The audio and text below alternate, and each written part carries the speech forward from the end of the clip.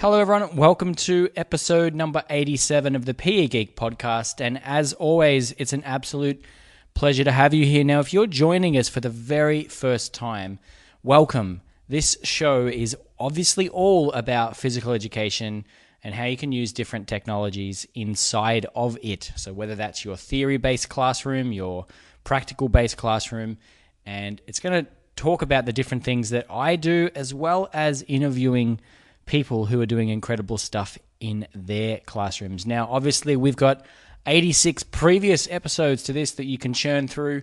Some great stuff in there. There's some recurring themes as well that I'm sure you'll pick up. And I've just had a few emails from people recently who have recently found the show and then gone through and listened to the entire catalog of episodes in the course of a couple of weeks. So I think that's really impressive. If that's you, well done. And get in touch with me. I'd love to talk a little bit more. Now, in this episode, we're going to be diving into how you can create classroom posters and classroom artifacts, things that you can use in your teaching practice. And this is a common sort of request and feature that I get from teachers around the globe asking, what they can use to make posters and flyers and different pieces. And I wanted to share a couple of tools that I tend to use. Now, I'm going to start by saying I personally am one of the most hopeless people when it comes to design and making things look good and trying to impress people with how things look. I think design is incredibly important, and there's some people in the phys ed space who do incredible work designing flyers and posters and artifacts that just look absolutely astounding. And a lot of the time, those sort of skill sets are learned over many, many years, and they take a lot of time to hone. And sometimes you either have that type of skill set or you don't. However, in the last few years, we've seen a real increase in the amount of web-based tools that make it possible for you to do simple editing and creation and those sorts of things using smart templates that just make it a lot easier for you to make something look good for your classroom or for whatever it is that you're doing. And I think probably by far and above, one of the simplest tools to use would have to be Canva. Now, Canva is a online web-based, and you can get a mobile app as of recent, design tool that really brings design down to the level of everyone. And by design, I mean graphic design style creation. And it's all based on this idea of using web-based sort of drag and drop and uploading your files and your images, but starting off with templates that they have had professional designers do in the past. And there's all sorts of different categories. If you go and sign up for free at Canva, you can see that there's literally endless supplies of templates that you can open up and then start to modify to get whatever it is that you're hoping to build for your classroom. Now, a couple of great ideas that I have used Canva for over the years include the using it to design a classroom flyer or poster that might be something of importance for your students that they can look at and reference and whatever it may be. Again, you could actually have the students use Canva to showcase their knowledge and their understanding about things that you're teaching. So you could easily take a concept that's a recurring theme, like the classroom rules or any sort of learning intentions or classroom focuses or the goals or whatever they may be, and you could make them into this really nice and impressive looking poster and flyer in Canva in a matter of minutes. And that's just with one sort of example. Now, if you went on to Canva, you would see that there is a whole swag of other styles and templates. I mean, if you had an event that your school was running and hosting and you were part of it and organizing it, let's say an athletics day or a field day or whatever that may be, then you could just simply use the event templates that are there. And I've used these before for some of my own events, such as my mum's 50th birthday. and we open up the template and you start modifying and dragging pictures in, and all of a sudden you've taken this thing that already looked really good and made some minor changes, and you've got this, sort of great result at the end. So I think Canva's amazing because of the fact that it, enables just anyone, including myself, who's the absolute worst at design, to be able to go ahead and, create some pretty impressive stuff. And that covers all sorts of things, from CDs and cards and banners and resumes and letterheads and flyers, you name it. Inside of Canva is a template that you can use. And if you don't want to, use a template, then you can start from scratch. Now, to get the best idea of the type of things that you can use and start up with, then just head along to canva.com, which is canva.com/templates. And you can search through all of their templates that are high quality. And then if you see things, then you can sign up and then start to use those and turn them into your classroom artifacts and posters. Now, it might go without saying that, you don't want to spend an enormous amount of time doing these sorts of things. They take away from what it is that we do. But if we can bring high quality looking artifacts and materials to our classes, then, they elicit a greater level of response. Design really matters. That's why, businesses pay a lot of attention to it. And we shouldn't just haphazardly, throw something out there that we want people to pay attention to and expect them to do so. So that's why I love Canva. The next tool I want to talk about is, in a similar vein, but really focuses in on one particular thing that you might design content and learning around. And that's called infographics. Now, you've probably seen these all over the internet before, from health-related infographics to technology, whatever it may be, but they're essentially really long images that jam complex sort of information into pictorial sort of easy-to-consume ways. And you can build these in Canva as well. I should have mentioned that's one of the template styles, but the real leader in this is Piktochart, which is Pikto chart.com. And all the links for this episode will be in thepegeek.com/87. But Piktochart is amazing. In the very first time I ever used it, we were teaching a health lesson, and students had to take away information from different chronic illnesses that affected, people in their lives, and take that information from just being charts and really sort of bland information and turn it into an infographic. And I was absolutely astounded at the engagement, the interest that students shown just by turning it into something that's very present in stuff that they consume and stuff that we consume. And it was just a matter of creating an infographic on Piktochart, all for free. So Piktochart is another tool that you can use to design some cool stuff. I mean, you could create a Piktochart of all the classroom rules or the learning intentions again, like you could with Canva. It's just another way to showcase that information. Now, I know one of the most used tools in this space is Comic Life, and you may have seen Comic Life floating around. It's available as software for your computer, your laptop, Mac, etc., and also as an app for your iPad and tablets.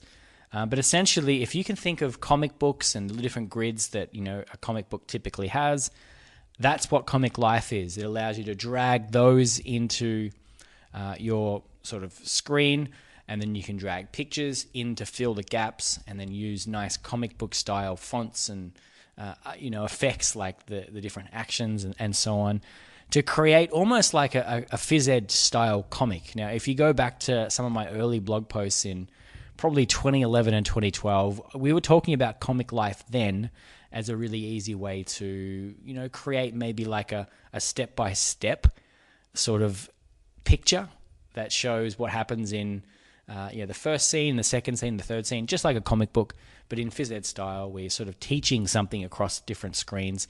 And also there's a lot of other options for, using it to create resources and activity cards, station cards, different things that you want students to do when they're using, in your practical space. You could use the Comic Life app to bring that to life. And there's a number of people who are in the phys ed space who do that really well. Kevin Tiller, he produces the website Phys Ed Review, and if you have a look at his resources, most of them are being made with Comic Life.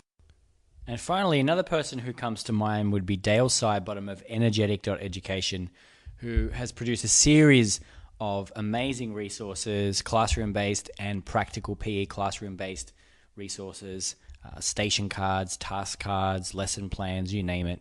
And many of them have sort of started as Comic Life worksheets, in that they've simply just had a template, thrown some images in there, and you've got yourself something that's quite eye-catching and quite interesting for people to consume. Now, in this episode, I've spoken a fair bit about teachers creating stuff for students, but I think the real value lies in students creating stuff to demonstrate their understanding or their knowledge. And these tools are certainly made for that particular realm, where you can easily hand these over as tasks. They're so intuitive that you don't need to be teaching people what to do with them. Like the tools do that. They're designed for intuitive use. And it allows you to get away from that classic, I want you to produce a PowerPoint presentation or make me a poster in Microsoft Word, or whatever these typical tasks are that don't really do a whole lot for getting students inspired about the task that you're asking them to do. But if you can take some of these modern tools that they're seeing in their everyday life and apply some creative teaching around it, then you can get some different results. Now, a couple of non-image based editing tools that I've used that are more for, like, let's say your classroom artifacts were video. I would go along the line of using the application and web-based tool called Animoto. Now, I've used it a lot. I've spoken about it a lot. It's so easy. You just basically take some photos and videos and in the app, and it will stitch them together into its own basic movie that uses music and some audio over the top. And you can basically take photos of your class or of an excursion or a trip or anything, and then have that generate into this cool little story that you could then share with students or use it to sort of celebrate what's been going on. The next thing that I would talk about is another little tool called Ripl. Ripl is really quite simple. It's the same idea. You basically can whip up some quick videos that have text on them and sliding pictures and tell a story. And, I've seen some effective use of people using them to basically have students produce a ripple of what they've learned in class or what they've done in class. And, the app makes that really intuitive and really easy for them to be able to do that. Now, there's a whole heap of other tools that are very similar to these that you may use and find. If you do happen to use them, then head along to the pegeek.com/87. Leave a comment. People would love to find out more. As I said, these are the tools that I tend to use a lot in Canva and Comic Life and Piktochart.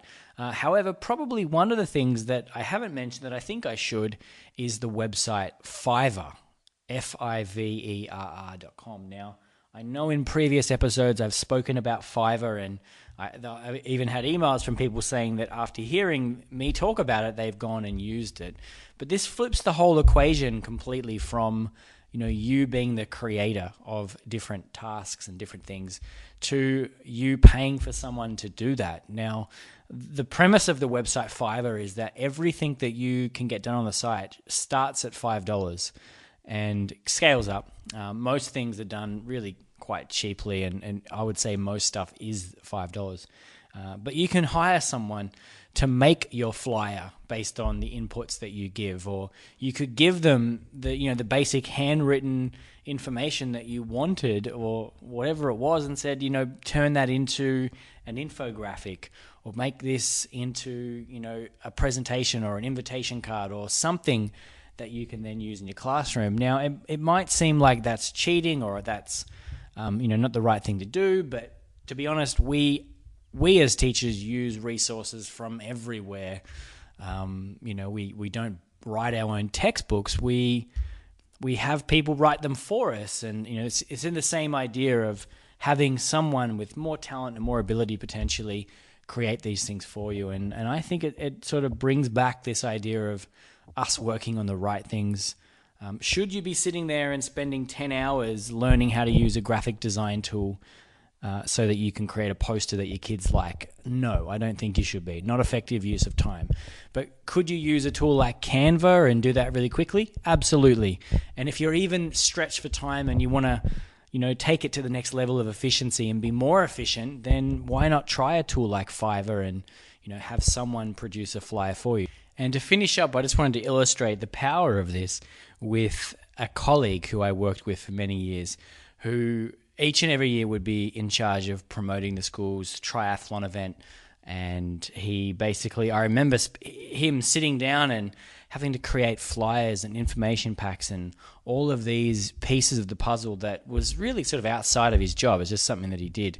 And, he could have gone and used Canva and some other tools and made it easy for himself, but he used to slave away and do this very manual and create a flyer and spend hours and think it didn't look good. And eventually I just said to him, listen, why don't you spend the $5? And I think he ended up spending about $10 with a bonus, sort of addition to it. And he did that, and he used Fiverr, and he got back a flyer, an info pack, and all of these artifacts that exceeded his ability, and it didn't take him 3 to 4 hours that it used to take him to compile it and put it together and make it look good. And people commented just how impressed they were with the promotional flyers, and he got to save the amount of time that it would have taken by focusing in on the right things. So hopefully this episode has been useful for you. I'm a big fan of using design, and thankfully in today's day and age, it's so much easier and so much more accessible for people to do that. Take something that is the IP in their head or information and put it down in a nice way for students to consume. Don't underestimate the power of design in getting people to take action. But however, my only piece of advice would be, don't be the person who spends 5, 10, 15, 20 hours, learning a new program when these simple web-based alternatives exist that are going to do the same or if not better job than you probably ever could if you were to do them in full-on programs that require years and years of practice.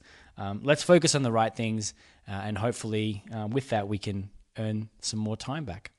If this episode's been useful, head along to iTunes and hit subscribe. If you've never left a review for the podcast, then you can go ahead and do that too. Just leave an honest review, whether that's 1 star or 5 stars or whatever, anywhere in between. We really appreciate it because those are the things that help people make decisions about what they're going to do when they listen to this show, or help them discover it. So thanks again, and we look forward to speaking in episode 88.